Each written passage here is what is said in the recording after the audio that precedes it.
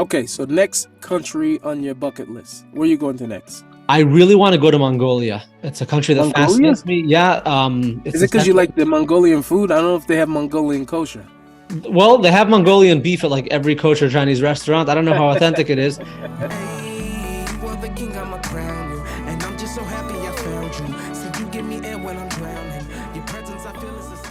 Hey, what's going on? This is Nissim Black, and you are listening to the Nissim Black Show in partnership with the amazing people at Thank You Hashem. Today, our guest is my dear friend, Shloime Zionce. He's a 29-year-old Hasidic filmmaker. He's a podcaster, world traveler, and a writer. Shloime has racked up millions of views and over 50,000 subscribers on his popular YouTube channel where he travels the world, including Afghanistan, Saudi Arabia, Iraq, Egypt, Dubai, and much more. Please welcome my dear friend, Shloime Zionce. Okay, thank you. And we are finally here on the Nissim Black podcast. I have an amazing guest here today, Shloime Zionce, the man of Zion himself, who has traveled the whole entire world, has seen things that most people would pay to see. And if you're like me, you probably would never even step in some of the places that he actually went to. But thank you so much, Shloime, for coming on the show. I really appreciate you coming here, brother. My pleasure. Thank you for having me. I just want to say one thing. I'm pretty sure you've been to some places that I would never step into either. So we're equal there. I probably grew up in some places you would never step into. You're right. I definitely give you that. Okay, so listen, I wanna cover maybe a few different things. And you'd have to let me know really where you're comfortable, because I wanna go into the traveling, but then I want to also talk to you about a little bit of Chassidus and where we're standing today, a little bit. So first question for me is, out of all the places that you've been, what place was the most impactful? Which stood out more than any other place that you've ever been to? I think the most impactful trip I ever had was my first trip to Egypt, which literally changed the way I thought about everything in life. And if you have a quick minute, I'll tell you that story. So when I was 18 years old, I was studying at a yeshiva in Israel, and my yeshiva ended sometime in June, and we had a couple of weeks where we were able to go and do whatever we pleased. So some of the students went back home, some of us stayed in Israel and did some touring over there. And a friend and I had this crazy idea, or we thought it was a crazy idea, that we're going to go to Egypt through Eilat, which is the southernmost city in Israel. We're going to go to a city called Taba, which is right on the border with Israel. And we were going to check out Egypt. So we disguised ourselves. We were wearing baseball caps and colored shirts so no one would know we were Jewish, pay us tucked into the hat. I remember telling another friend that we're going over to Egypt for 24 hours. And if you don't hear from us within 24 hours, call the Mossad, call the army, call everyone. We're in huge trouble. So I turned off my phone because I didn't want to get charged the roaming fees. And we crossed the border into Egypt. Stupid me, I didn't realize that the city of Taba is so close to Israel that my phone would have worked there anyway. But we went in there and we got in late at night. We checked into the hotel, and then we walked around at the beach of the Red Sea. It was really beautiful. And towards the end of the night, we ended up in a strip mall where there were a bunch of stores selling souvenirs. And there was only one store that was still open. It was about midnight, and we were a little bit afraid and apprehensive to go in there, but we walked in, and right away the shopkeeper was closing up shop, but he welcomed us in and he said, "Where are you guys from?" We said, "We're from the United States." He said, "Yeah, but there are no direct flights from the States to Taba, so where'd you come from?" And we were afraid. We didn't know what to say, but I wasn't going to lie to him, so I said we had come from Israel. And I was literally shaking. I thought like we were going to be in huge danger. And the man said, "Wow, Israel, I've been wanting to visit Israel my entire life." Wow. And to make a long story short, we ended up sitting there for about 4 hours till 4 a.m. And we drank tea with him. We smoked cigarettes with him. We just talked about life. And that was the moment I realized that so much that I knew about the world, things I thought I knew about Muslims, about Arabs, a lot of it wasn't true. And that's when I really began to open my eyes and see what's going on in the world.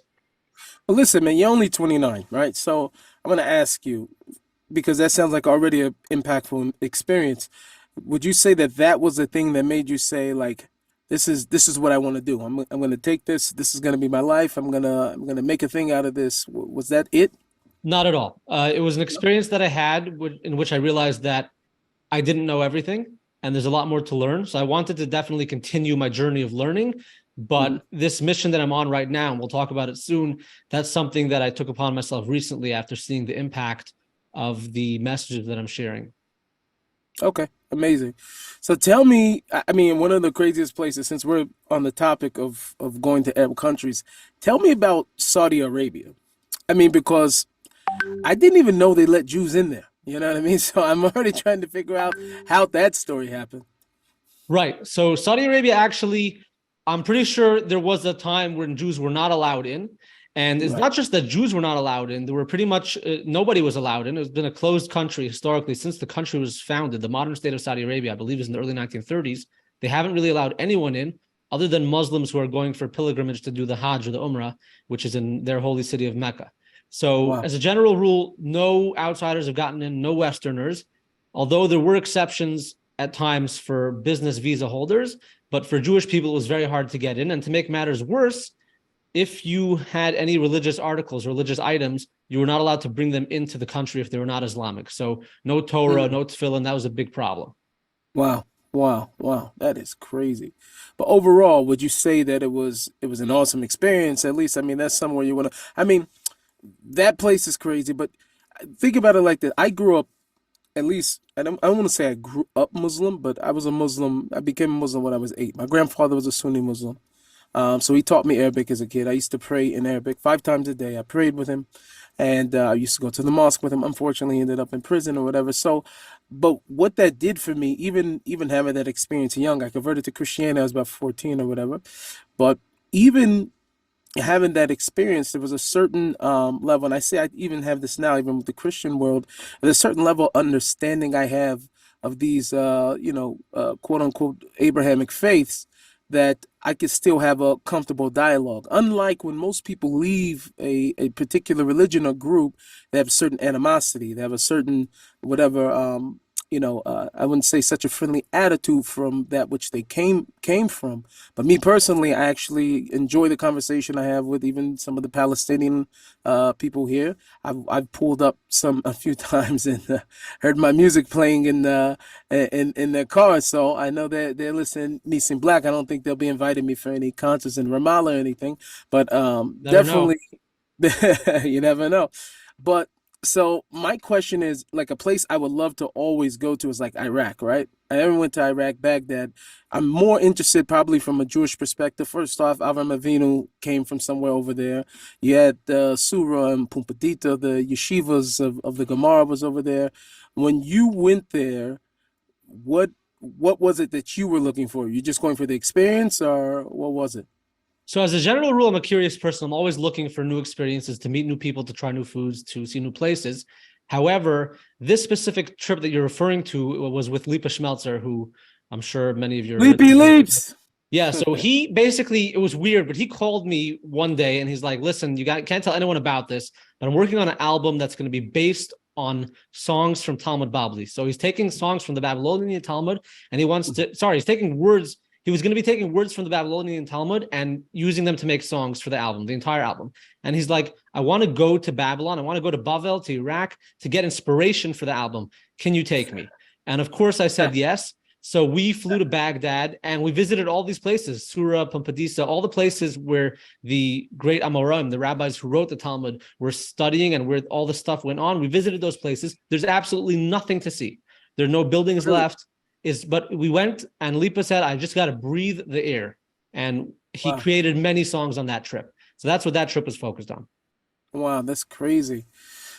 Leepu, that's very inspirational because I'm a very I'm a soul that seeks to also have inspiration from the places of where I am, wherever I am. There's a certain hashpah and energy in different places. So that's very interesting. So next time, maybe I'll have you take me on a trip. Maybe I don't know. Yeah, if I you don't want to go know. to Baghdad with me, I think there'd be a lot of fun. I would love to go back there. I mean, what's interesting, I sort of I don't think, if I was in Egypt or something like that, and I told them I came from Israel or whatever, they for sure wouldn't think I was Jewish or something. I go with a baseball cap or something like that. I'll just tell them, I'm some American guy from the hood or something. So I've definitely thought and had the idea of like sneaking into Arab countries, no doubt about it. There's nothing inherently I guess, Jewish about my passport, except for the Israeli one, but I used the American one. So maybe we could sneak into some other places. If you're with me, maybe my black card will get you into a few different countries you didn't think you could get into. So this was another big question I had for you was Har Sinai, going to Har Sinai. I don't know the validity of the actual place. Maybe you know more than what I know, but you'd have to explain it to me. But was it something powerful? Did you have an experience there? What did it feel like being there? So first of all, to start off, I don't know the validity of the place either. I Mhm. know for sure that it's somewhere in that region, but to know exactly where it is, there are Sfarim, the holy books, write that no one knows where it is. So I can't Right, claim to know that where it is, but the Egyptians right. have some kind of Masorah or some kind of tradition that there's this mountain called Jabal Musa, the mountain of Moses, and that's where I went. The idea Mhm. was just to go see what it was like, see if it's possible that this place could be Har Sinai. There are a couple of factors you need to consider. For example, at the bottom of the mountain, there needs to be place for a couple million people to be able to stand to receive the Torah. So if the mountains were really pressed closely together, that couldn't have been the spot. There seemed to be a place where that could have happened. I don't know that I was looking for any spiritual energy. At that point, it was more about just having fun experiences. I love climbing mountains. I'm a big guy, and it's a challenge for me. But whenever I do it, it feels like a big accomplishment. And Mhm. going to make content in the Middle East is always fun. So let me go way more into your personal life. Just recently, you moved from Eretz Israel to Houston, you and your family. So I want to know, as I got to see you this past last few months ago, actually there in Houston, I want to get an update on how it is. Do you miss Israel? What's the story? So we always loved Israel and we missed Israel, of course. For us personally, as being Americans and people being used to the American lifestyle, it was difficult for us to adjust. We Right. originally tried it for a year and we ended up staying for over 7 years. And those will Wow. be years that we cherish forever. However, we also did not find our place completely in Israel. And I'm not saying there is no place for us. I'm just saying that we didn't find it yet. And we Mm-hmm. really missed our families.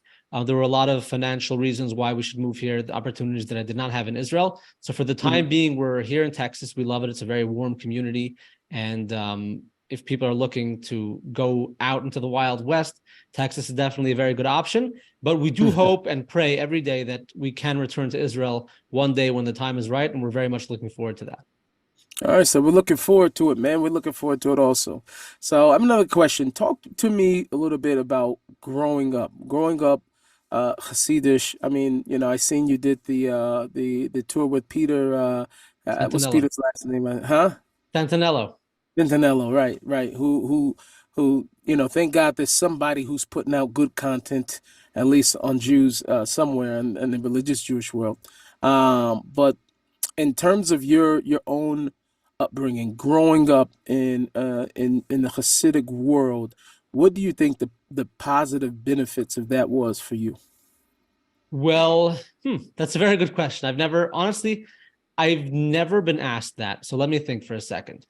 Hmm. Positive benefits. I mean, first of all, I was brought up with an attitude of loving God Hmm. and that God loves us. I think that's very powerful. I once heard from Rabbi Y.Y. Jacobson. He said there's a big problem these days that a lot of young kids don't believe in God. But there's a much Hmm. bigger problem that the kids Hmm. don't believe that God believes in them. And Right. it was an upbringing of love, of encouragement, of knowing that you can accomplish anything, that there's a lot of goodness in the world and positive thinking. I think that's what Chassidus is. And anybody who doesn't connect to Chassidus is probably because they're not plugged into the right places. But it's a great energy, a great mindset. And honestly, I believe that Chassidus is not only for the Jewish people. I think there are people all over the world who should be studying it. I think it should be like part of the curriculum everywhere. I even recently got a message from a Arab Muslim who lives in Baghdad, Iraq, and he told me that he learns the Eish Kodesh, the Sefer, the book of the Rebbe of Piasetzna, and it's really enhancing his life. So see, this is for everyone.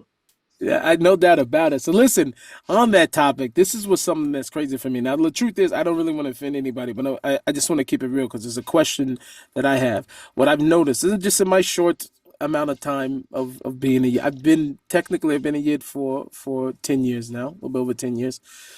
But in terms of Hasidus, one of the things that I've noticed from a lot of youth from the Hasidic world is that a lot of them don't learn Chassidus. They didn't grow up learning Chassidus. It sounds like you obviously have an affinity for it, and I don't know at which point. Maybe it came in your youth, maybe it came when you were older, but like maybe apart from Breslov and Chabad, probably maybe. You know what I'm saying? And I'm not saying they're not Hasidim from other Chassiduses that learn Chassidus, of course. But there's a lot of people that I know that don't even know what's the difference between me. I'm a chassid. This person's a Litvish. Okay, I go with payas. I have a long coat. I have but they don't really haven't had a connection to Chassidus in itself. Now, have you seen that that's something that's prevalent in the Chassidish world? Yeah, as you said, outside of Chabad and Breslov, there are a lot of groups that are not super focused on learning Chassidus, and there are rebbes and mashpiyim and people who that's the way they support. So I'm not there to argue with that. I grew up in groups that were like that, and in my teenage years, I wasn't finding myself in those groups, so I started gravitating towards Breslov, and then after I got married, I started gravitating a lot towards Chabad. So I can't put a label on myself, but I believe that Chassidus is such an important it's a huge collection of teachings that can change your mindset on everything. A chassid always gets up when he falls down. A chassid tries to be happy all the time. A chassid is a giver. A chassid sees the best in every situation. And these are simple tools that are not, you don't have to call yourself a chassid, but these are tools you need for life. So regardless of what you call yourself, whether you're a chassid or not a chassid, you need this information to live a successful, happy, and fruitful life. Right. Right. I think there's a very famous story of the Baal Shem Tov, who was the founder of Chassidus, who had an encounter, this mystical story of this encounter that he had with Mashiach, that he asked him, when will be the time of your coming? And he said that I will not come until your teachings are spread all throughout the world. In which this lines up with what you said, how important it is for Chassidus to be spread out into the world, the idea of Ahava, and I think really just the fire of the Baal Shem Tov. And the reason why I'm bringing this back full circle is because you're going all over the world. If there's a chassid going all over the world, he's going every single place, then it's a wonderful opportunity to leave some light and to be able to collect and grab some sparks in every single place that you're going. So kol hakavod to you, Baruch Hashem, that you're able to do that. Here's the nitty and the gritty. That's what everybody really wants to know. What was the most scariest, apart from the Egypt, and maybe the Egypt thing was, let me know, what was the most scariest situation you've been in when you were traveling? There were many. It's hard to quantify what was like the scariest, but give me a couple. Okay, so there's this place in Saudi Arabia called Khaybar. You actually might know about this because in the past you dabbled in Islam a little bit. So Khaybar is this place where 1400 years ago, the Prophet Muhammad came to this place, and there was a massive community there of 50,000 Jewish people living there. It's in the middle of nowhere in the Arabian desert, and it's 6 hours away from Jeddah, straight through the desert, nothing in sight. I took this drive over there, and there's a fortress that was actually built by the Jews who lived in Khaybar, and it survived. It's standing till today. So I went into this fortress. It's completely abandoned. And I had spoken to Reb Mata Frank, who is a close friend of mine and a bit of a mashpia. And he had told me that when I go there, I should put on my talis and tefillin and try to pray, daven for the souls of the people, of the Jewish people who were killed there because there was this skirmish between Prophet Muhammad and the Jewish people. So I went into this place. I put on my talis and tefillin. Obviously, I don't even have to say this, but praying in public in Saudi Arabia, if you're not Muslim, is totally illegal. Again, I didn't consider it public because there was no one there, but I went into this building and I'm davening, and all of a sudden I heard yelling in Arabic, and I got such a shock and fear. I ripped off my talis and tefillin, I ran back to my taxi, and I was like out of breath for a really long time, just shaking, and like it was a very frightening experience. Turns out that there was a Arab older man walking with his son, taking a stroll through the area, and they must have got into some argument or something. They were yelling at each other. But when you know you're doing something that you're not supposed to be doing, like you always think that everyone sees you and whatever. So that was, I didn't have a reason to be scared. Like in hindsight, I shouldn't have been scared, but that was pretty scary. No doubt about it. I mean, that definitely would have been fearful for me also too. Maybe I never really know, what that experience would be like in being in one of those countries. Now, here's a question. it's very obviously that you're becoming more of a Baki in the Arab and the Middle Eastern countries. What about Eastern Europe? What about Eastern Europe? Yeah, like is that the plans to like do a whole chain of Eastern Europe also too and go to all those places as well? It's funny that you say that because literally a couple hours ago, I was invited by a rabbi in Germany to fly Wow. down there. They want to show me some fascinating cemeteries, which they say have the largest number of tzaddikim in the Wow. entire Eastern Europe is in one cemetery. So they want me to go down there. I'm definitely working on something in Eastern Europe. I want to bring Holocaust education to the masses, especially now Right. that I have a large following in the Arab world. You know, Mhm. they've been lacking a little bit in Holocaust education for political reasons. They didn't want to get involved, but now they're opening up to it. And a lot of schools in the Middle East are starting to incorporate it into their curriculum. And because I have so many followers from that part of the world, I want to show them, you know, my experience as a descendant of Holocaust survivors. I want to go and interact with survivors. I want to go see the camps. I would like to interact with the descendants of the people who perpetrated the Holocaust, descendants of Nazis, which Germany has a lot of them. And Mhm. because you know, I believe that all this stuff happened, right?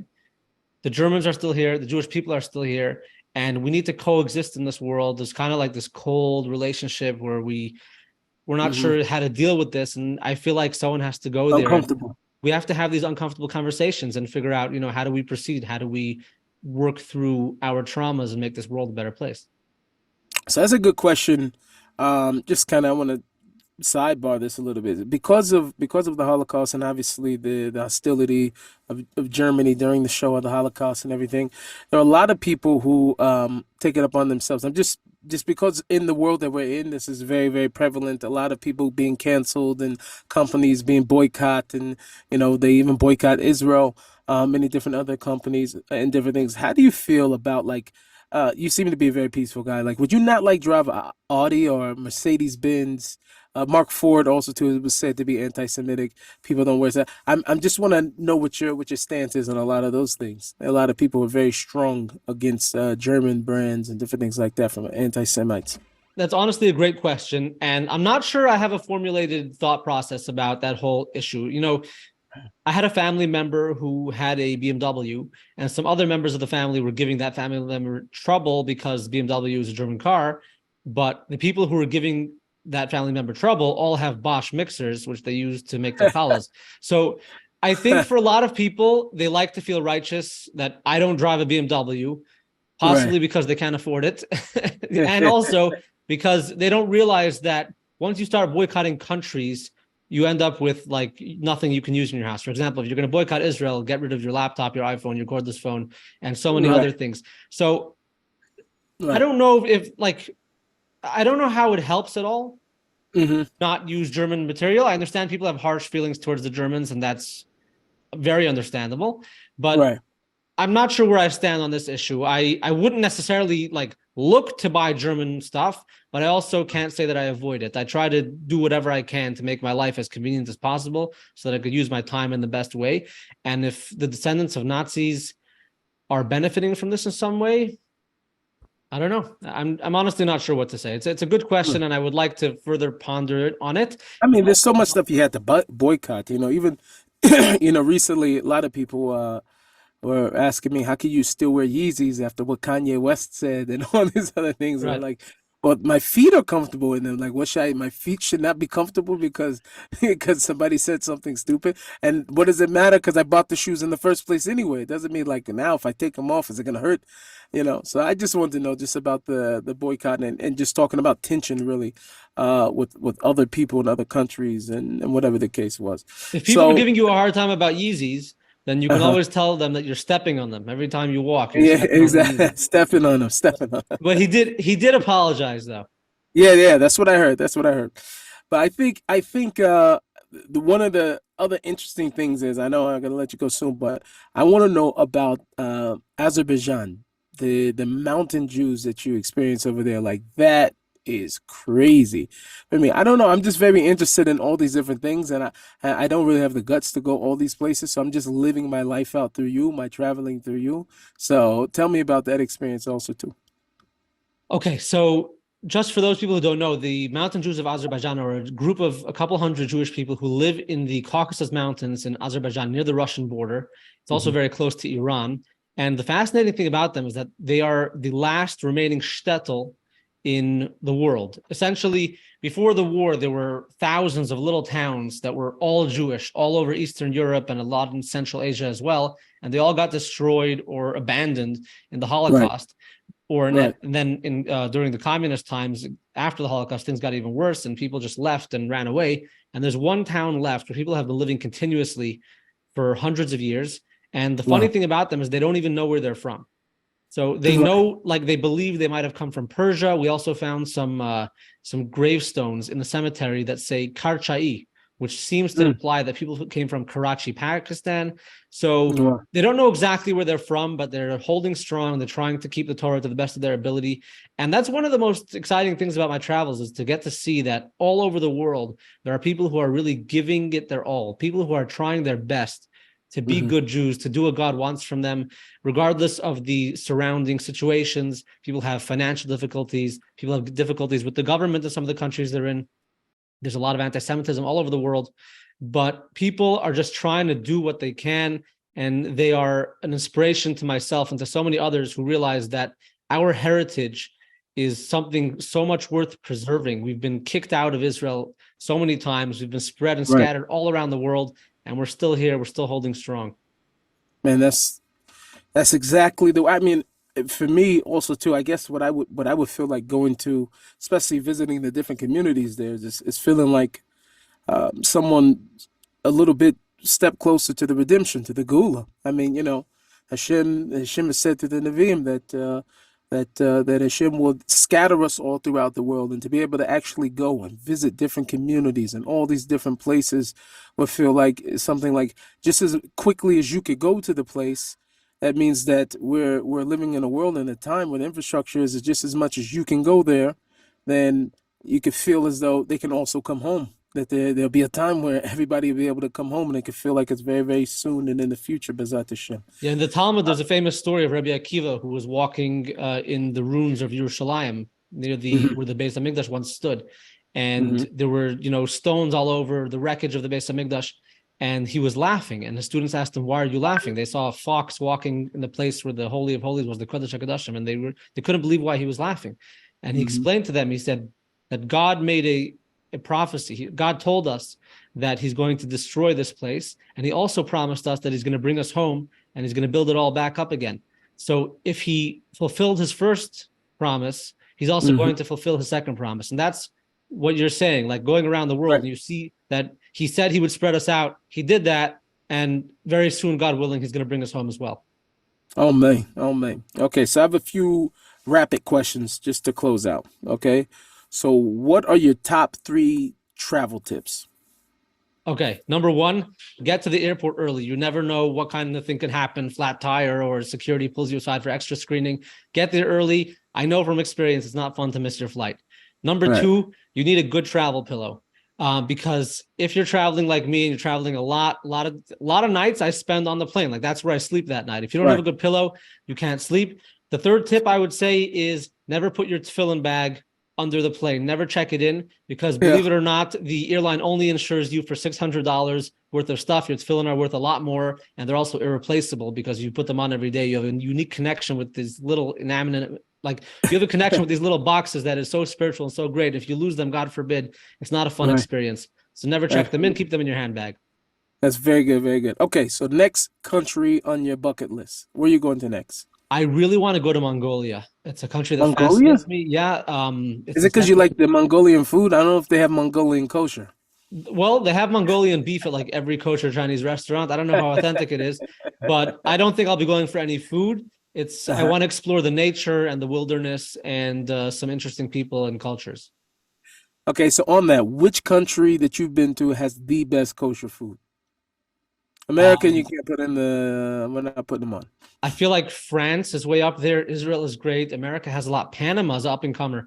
Panama has approximately 35 to 40 kosher restaurants in Panama City, and really good food. It's not expensive at all, and I think people should look at it as an alternative to Miami.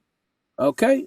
I unfortunately had an emergency at a concert, had to cancel going to Panama this year, so I didn't get to have my experience. So hopefully next year for the Kosher Fest, I'll be able to go there. Okay, next question is, What is something that you want the world to know about Orthodox Jews? It's very simple. We are human beings. A lot of us dress in black and white.